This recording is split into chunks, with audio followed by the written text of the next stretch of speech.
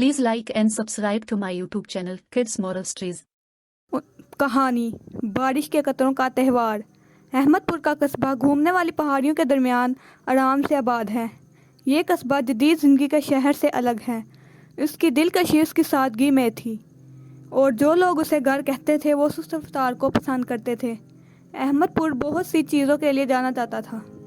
इसकी मुतहरक बर्बादी, मीलों तक फैले हुए दिलकश घास का मैदान और खास तौर पर इसकी सालाना बारिश का त्यौहार था। बारिश का त्यौहार एक प्यारी रवायत थी जो नस्लों पुरानी है। ये ज़िंदगी, तरक्की और कुदरत की नेमतों का जश्न था। हर साल जैसे ही गर्मियों ने ख़ज़ां का आगाज़ किया, शहर के लोग मरकज़ी चौक में जमा होते, रंग बिरंगे बैनरों और चमकती हुई रोशनियों के तारों से मुज़य्यन। मौसीकी ने हवा भर दी और करीबी स्टॉलों से ताज़ा पकी हुई खानों की महक उठी। त्यौहार के मरकज़ में एक अकीदा था जो ज़मानों से गुज़रता था कि बारिश आसमान से एक तोहफ़ा थी। कहा जाता था कि बारिश की बूंदें अपने साथ कदीम कहानियों की सरगोशियाँ, सुकून बख्श धुनें ले जाती हैं जो कायनात के ताने बाने में बुनी हुई थी। और इस तरह बारिश का त्यौहार उन कहानियों का खराज तहसीन बन गया।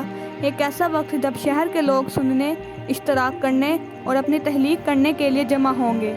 जैसे जैसे मेला करीब आया, अहमदपुर में जोशो खरोश छा गया। बच्चे घूम रहे हैं, रिबन लटका रहे हैं और शहर के चौक के रंगीन आर्ट वर्क से सजा रहे हैं।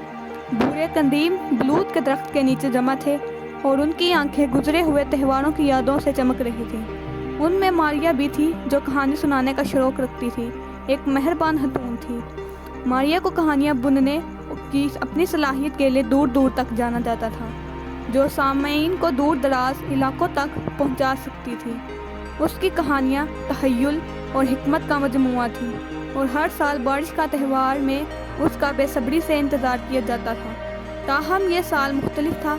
मारिया बीमार पड़ गई और अपने कॉटेज तक महदूद थी। शहर के लोगों को खदशा था कि उसकी गैर मौजूदगी मेले पर साया डालेगी। परेशानी के आलम में अलीज़ा नामी नौजवान लड़की आगे बढ़ी।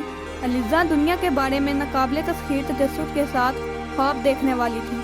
उसने मारिया की कहानी सुनने में लातादाद घंटे गुजारे थे और अहमदपुर की पहाड़ियों से आगे पड़ोसी वादियों की सैर भी की थी। मारिया की बरकत से अलीज़ा ने बारिश का त्यौहार में एक कहानी सुनाने की जिम्मेदारी ली। मेले की शाम आ गई और कस्बे का चौक एक नरम सुनहरी चमक में नहा गया।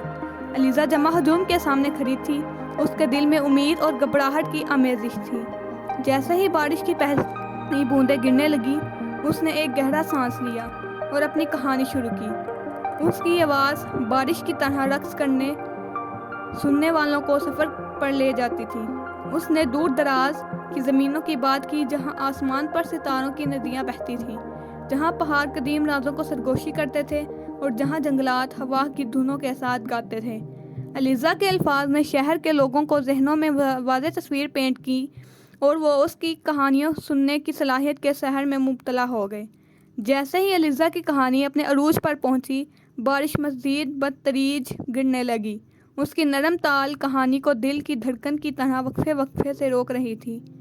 शहर के लोगों ने अलीज़ा की बयान करदा दुनिया से गहरा ताल्लुक़ महसूस किया और एक लम्हे के लिए उन्हें अहमदपुर की हदूद से बाहर ले जाया गया। जब अलीज़ा की कहानी ख़त्म हुई तो बारिश थमने लगी और हवा में जादू का एहसास छोड़ गया। शहर के लोगों ने तालियां बजाईं। उनके चेहरे मुस्कुराहटों से मुनव्वर हो गए जो उनके इर्द गिर्द चमकती हुई रोशनियों की अक्सबंदी कर रहे थे। अलीज़ा ने न सिर्फ एक खूबसूरत कहानी शेयर की थी, बल्कि बारिश का त्यौहार की रूह को भी आगे बढ़ाया था। इसके बाद के दिनों में मारिया सेहतयाब हो गई और अलीज़ा की कहानी के बारे में सुनकर बहुत खुश हुई।